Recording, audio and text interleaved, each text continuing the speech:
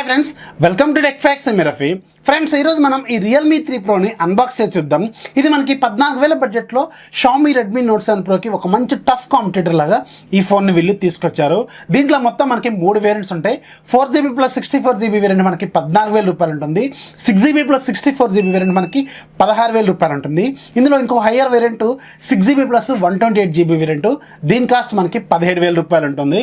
ఇక నేను తెప్పించింది కూడా 6GB plus 128GB వేరియంటే.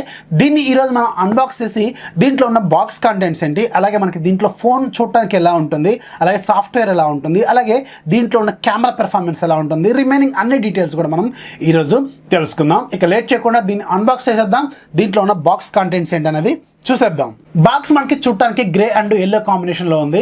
Grey colour మీద వీళ్ళ కంపెనీ బ్రాండ్ లోగో అనేది ఎల్లో కలర్తో అన్ని వైపులో కూడా వీళ్ళు ప్రింట్ చేశారు. బాటంలో మనకి షిప్పింగ్ డీటెయిల్స్ అనేవి ఉన్నాయి. అలాగే బ్యాక్ సైడ్ మనకి కొంచెం ఇక్కడ బేసిక్ డీటెయిల్స్ అనేవి వీళ్ళు మెన్షన్ చేశారు. అలాగే మనకి IMEI నెంబర్స్, సార్ వాల్యూ కూడా ఇక్కడ మెన్షన్ చేశారు. ఒకసారి మనం సార్ వాల్యూ చూద్దాం. సార్ వాల్యూ ఎంత ఉంది అనేది. సార్ వాల్యూ మనకి 1.159 వాట్స్ పర్ కేజ్ హెడ్ ఉంది. అలాగే మనకి 0.739 వాట్స్ పర్ కేజ్ బాడీ ఉందన్నమాట.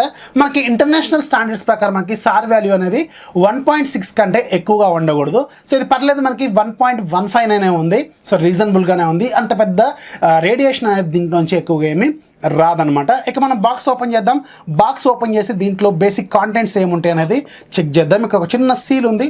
ఈ సీల్ని మనం బ్రేక్ చేద్దాం. బాక్స్ ఓపెన్ చేయగానే మనకి పైన ఒక చిన్న గ్రే కలర్లో కాటన్ బాక్స్ అనేది ఉంది. దీంట్లో నాకు తెలిసి ఒక TP కేసు, అలాగే మనకి క్విక్ స్టార్ట్ గైడ్ లాంటివి ప్రొవైడ్ చేస్తారు. ఇక్కడ చూడండి, మనకి ఇది ఒక క్విక్ స్టార్ట్ గైడ్, అలాగే వారంటీ ఇన్ఫర్మేషను, ఇవన్నీ కూడా దీంట్లో ఉన్నాయి. సో ఇవంతా కూడా మనం పేపర్ వర్క్ అనేది మనం చదవం కాబట్టి పక్క పడేద్దాం. అలాగే మనకి ఒక TPU కేసు ఉంది. ఈ TPU కేసు మనకు కొంచెం చూడటానికి మందంగా ఉందన్నమాట. ఈ మధ్య అన్ని ఫోన్స్లో కూడా మనకి ప్రొవైడ్ చేస్తున్నారు కాబట్టి కొంచెం పర్లేదు. ఇది మనకు ఒక సాఫ్ట్ సిలికాన్ కేస్ అనేది వీళ్ళు ప్రొవైడ్ చేశారు. ఇక రిమైనింగ్ బాక్స్లో మనకి మొబైల్ ఫోన్ ఉంది. మొబైల్ ఫోన్ ఒకసారి మనం తీసేద్దాం. సో మొబైల్ ఫోన్ పక్క పెడదాం. రిమైనింగ్ ఇంకా బాక్స్లో ఏమున్నాయి అనేది చూద్దాం. సో మనకి బాక్స్లో రిమైనింగ్ ఊక్ ఫాస్ట్ ఛార్జర్ ఉంది. ఇది మనకి 20 వాట్స్ సపోర్ట్ చేసే ఫాస్ట్ ఛార్జర్ అనేది దీంట్లో వీళ్ళు ప్రొవైడ్ చేశారు. ఇక్కడ చూడండి, మనకి రియల్మీ బ్రాండింగ్ కనిపిస్తుంది. ఇంతకుముందు మనకి ఒప్పో అని ఉండేది. ఇప్పుడు మాత్రం ఫైనల్గా రియల్మీ ఒక సబ్ బ్రాండ్ లాగా కాకుండా ఇప్పుడు ఒక ఫుల్ లెంత్ బ్రాండ్ లాగా ఫామ్ అయిపోయినట్టు అర్థమవుతుంది. ఇక్కడ మనకి ఛార్జర్ మీద 5 volts 4 amperes అని క్లియర్గా రాస్తుంది. అంటే ఇది మనకి 20 వాట్స్ అవుట్పుట్ అయితే ఇస్తుంది అనమాట. సో ఇది ఒక మంచి విషయం అనమాట. ఇప్పుడు Redmi Note 7 Proలో కూడా మిస్ అవుతున్న ఫీచరు ఇది ఒకటి. మనకి ఫాస్ట్ ఛార్జర్ అనేది బాక్స్లో ఇవ్వట్లేదు కాబట్టి ఇది ఒక మంచి క్యాచీ పాయింట్ కూడా అవుతుంది. ఇక దీంట్లో మనకి ఇచ్చే కేబుల్ మాత్రం మైక్రో USB కేబుల్ మాత్రమే ప్రొవైడ్ చేశారు. అంటే మనకి Type-C కేబుల్ మాత్రం వీళ్ళు దీంట్లో ఇవ్వలేదన్నమాట. ఇది ఒక విధంగా చెప్పాలంటే డ్రాబ్యాకే కానీ, సో మనం దీనికి మాత్రం అడ్జస్ట్ అయితే అవ్వాలి. ఇది మనకి మైక్రో USB కేబుల్తోనే వస్తుందని. సో ఇవి ఫ్రెండ్స్ రిమైనింగ్ మనకి బాక్స్ కాంటెంట్స్. అలాగే మనకి దీని మీద ఒక సిమ్ ఎజెక్టర్ పిన్ కూడా ఇచ్చి ఉండాలి. ఇక్కడ చూడండి, మనకి ఈ కాటన్ బాక్స్ మీద వీళ్ళు ప్లేస్ చేశారు ఈ సిమ్ ఎజెక్టర్ పిన్ అనేది. సో ఇవన్నీ మనం పక్క పెట్టేద్దాం. ఇక మనం ఫోన్ ఓవర్ వ్యూ చూసేద్దాం. ఓకే, ఫోన్ పైన మనకి ఒక చిన్న ప్లాస్టిక్ కవర్తో వీళ్ళు ప్రొటెక్ట్ చేశారు. సో ఈ కవర్ అనేది పీకేద్దాం. ఓకే, ఫోన్ ఫైనల్గా చూడటానికి మనకి ఇలా ఉంటుంది. ఇది మనకి బ్లూ అలాగే పర్పుల్ కాంబినేషన్లో మనకి గ్రేడియంట్ ఫినిషింగ్తో వస్తుంది. చూడటానికి కొంచెం స్టైలిష్గా కూడా ఉంది. అలాగే ఇది మనకి బ్యాక్ సైడ్ ఉన్నది పాలికార్బోనేట్ ప్లాస్టిక్ బాడీ, కానీ మనకి ఇది మెటల్ బాడీ కాదు, అలాగే గ్లాస్ బాడీ కూడా కాదు. అలాగే ఇక్కడ ఒక ఇంట్రెస్టింగ్ పాయింట్ ఏంటంటే మనకి రియల్మీ ఫోన్స్లో ప్రీ అప్లైడ్ స్క్రీన్ ప్రొటెక్టర్ అనేది అవైలబుల్గా ఉంటుంది. అంటే మనకు ఒక చిన్న కవర్ లాంటి ప్రొటెక్షన్ అనేది వీళ్ళు ఇస్తారు. అఫ్కోర్స్ దీన్ని తీసేసి మళ్ళీ మీరు గ్లాస్ అనేది వేసుకుంటారు, అది వేరే విషయం. కాకపోతే ఇది ఒక మంచి విషయం అని చెప్పాలి. వీళ్ళు ప్రీ అప్లైడ్ స్క్రీన్ గార్డ్ అనేది వీళ్ళు దీంట్లో ప్రొవైడ్ చేస్తున్నారు. ఇక మనం ఒకసారి ఓవర్ చూద్దాం. ఓవర్ చూసిన తర్వాత ఫోన్ని బూట్ చేసేద్దాం. ఫోన్కి రైట్ సైడ్లో మనకి పవర్ బటన్ మాత్రమే ఉంది. ఈ పవర్ బటన్ మనకి టెక్స్చర్ ఫీలింగ్ కూడా లేదు. ఇది మనకి ప్లాస్టిక్ మెటీరియల్తోనే తయారు చేశారు.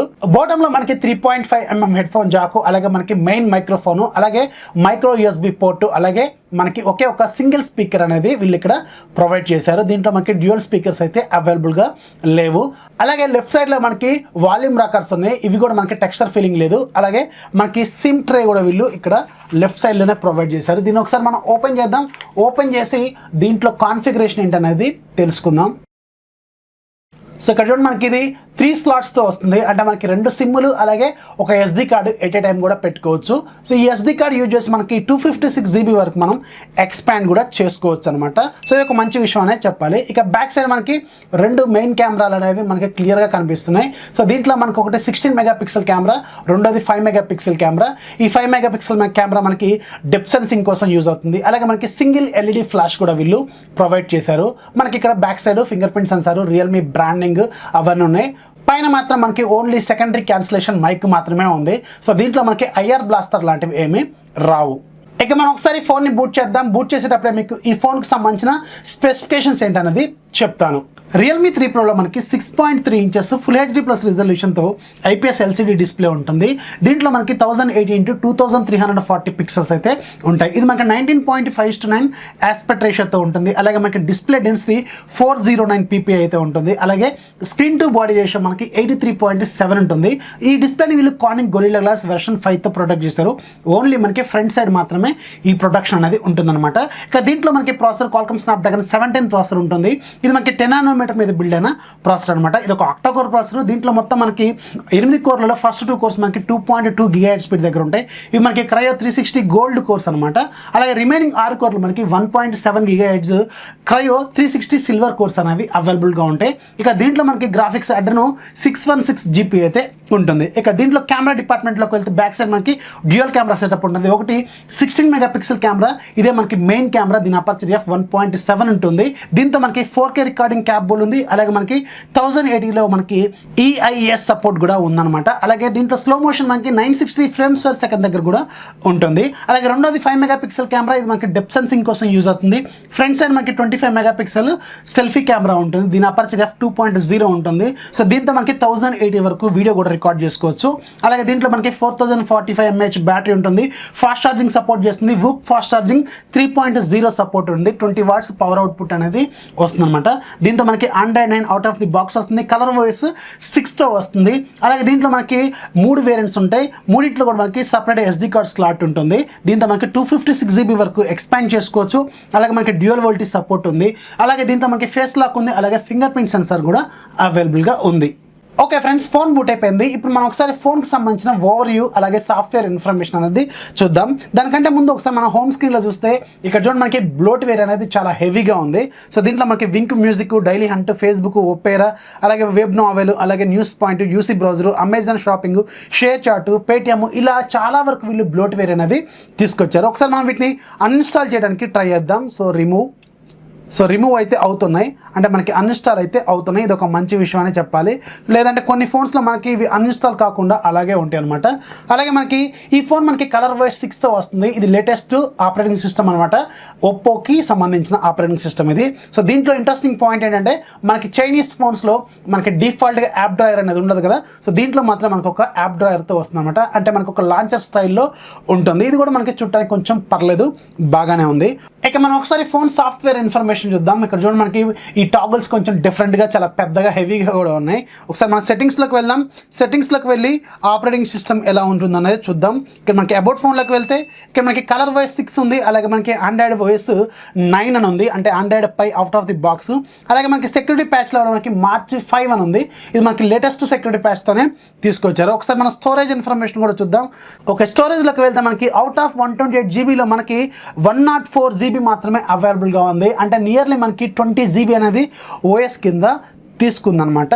ఇక దీంట్లో నేను కొన్ని యాప్స్ ఇన్స్టాల్ చేస్తాను మనకు కొంచెం బేసిక్ నాలెడ్జ్ కోసం. DRM ఇన్ఫో, అలాగే మాన్యువల్ కెమెరా కంపాటబిలిటీ, సో దీన్ని కూడా ఇన్స్టాల్ చేద్దాం. అలాగే CPUZ,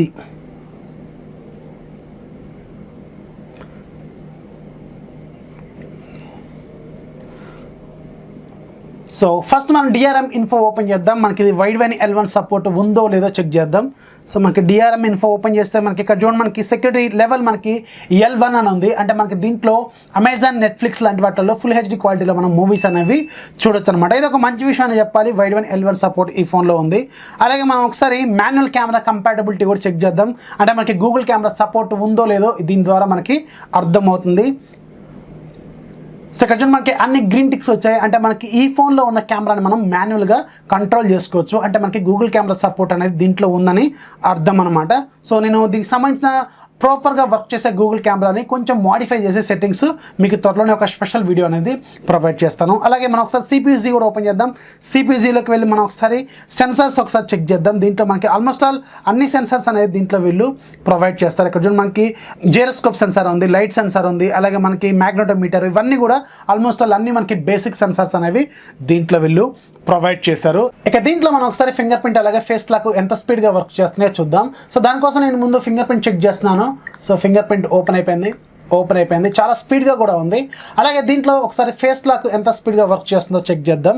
సో ఇక్కడ మీకు ఫేస్ లాక్ దగ్గర ఒక చిన్న 2 ఫీచర్స్ ఉంటాయి. ఈ 2 మీరు ఒకసారి చూసుకోవాలి. దాంట్లో వెరీ ఫస్ట్ ఏంటంటే మీకు స్వైప్ అప్, అంటే మీరు ఫేస్ లాక్ చూపించిన తర్వాత స్వైప్ చేయాలని అడుగుతుంది. సో దీన్ని మీరు డిజబుల్ చేసి డైరెక్ట్లీ ఓపెన్ ఫేస్ అని పెట్టండి. అంటే మీకు ఫేస్ అనేది వెంటనే చూపించగానే ఓపెన్ అయిపోతుంది.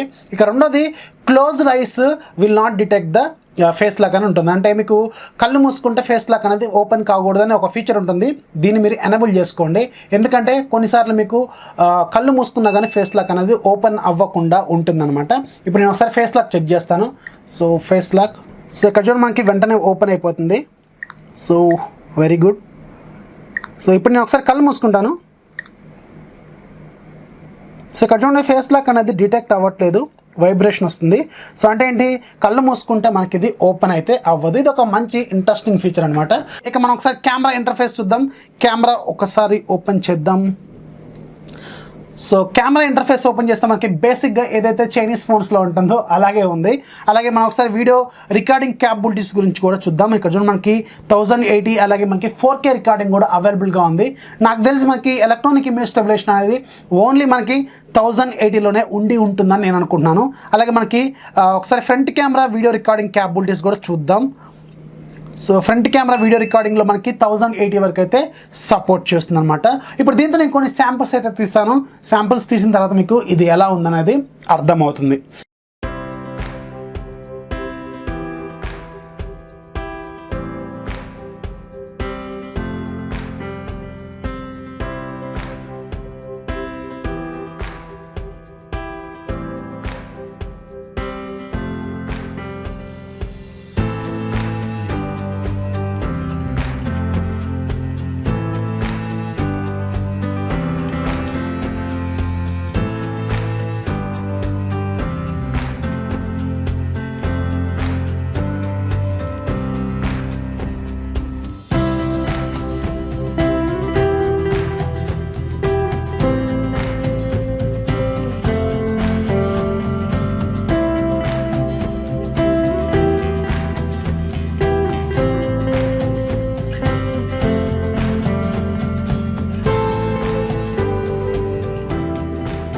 ఫ్రెండ్స్, ఈ వీడియో నేను Realme 3 Pro బ్యాక్ కెమెరాతో రికార్డ్ చేస్తున్నాను.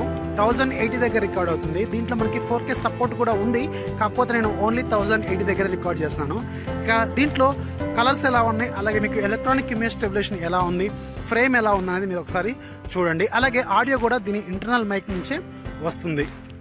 సో చూసారుగా ఫ్రెండ్స్, ఇది Realme 3 Proకి సంబంధించిన బేసిక్ ఇన్ఫర్మేషన్, అంటే అన్బాక్సింగ్, అలాగే దీంట్లో ఉన్న కెమెరా శాంపుల్స్ ఎలా ఉంటాయి అనేది. ఇక త్వరలోనే ఈ ఫోన్కి సంబంధించిన ఫుల్ లెంత్ కెమెరా రివ్యూ, అలాగే దీంట్లో గూగుల్ కెమెరా ఎలా ఇన్స్టాల్ చేసుకోవాలి, గూగుల్ కెమెరాలో ఎలాంటి సెట్టింగ్స్ చేసుకోవాలి, ఇవన్నీ కూడా స్పెషల్గా కొన్ని వీడియోలు అనేది చేస్తాను. అలాగే Redmi Note 7 Proతో కంపేర్ చేసి ఆల్మోస్ట్ మనం అన్ని వీడియోలు చేయడానికి ట్రై చేద్దాం. ఈ ఫోన్ ఇనీషియల్గా అయితే చూడటానికి చాలా బాగుంది, కొంచెం లైట్ వెయిట్గా కూడా ఉంది. కాకపోతే దీంట్లో మనకి బ్యాక్ సైడ్ పాలికార్బోనేట్ ప్లాస్టిక్ బాడీతోనే వస్తుంది. ఇది ఒకటి మీరు అడ్జస్ట్ అవ్వాలి. అలాగే ఇక దీంట్లో ఉన్న ఫాస్ట్ ఛార్జింగ్ ఎలా వర్క్ చేస్తుంది, ఎంత స్పీడ్తో మనకి ఛార్జ్ అవుతుంది, ఎంత స్పీడ్తో డిశ్చార్జ్ అవుతుంది, ఇవన్నీ కూడా మనం త్వరలోనే కొన్ని వీడియోలు అనేది చూద్దాం. ఈ వీడియో నచ్చితే లైక్ చేయండి, అలాగే మీ ఫ్రెండ్స్కి షేర్ చేయండి. మన ఛానల్ ఎప్పుడు సపోర్ట్ చేస్తున్నానండి. This is Rafi signing off. By by.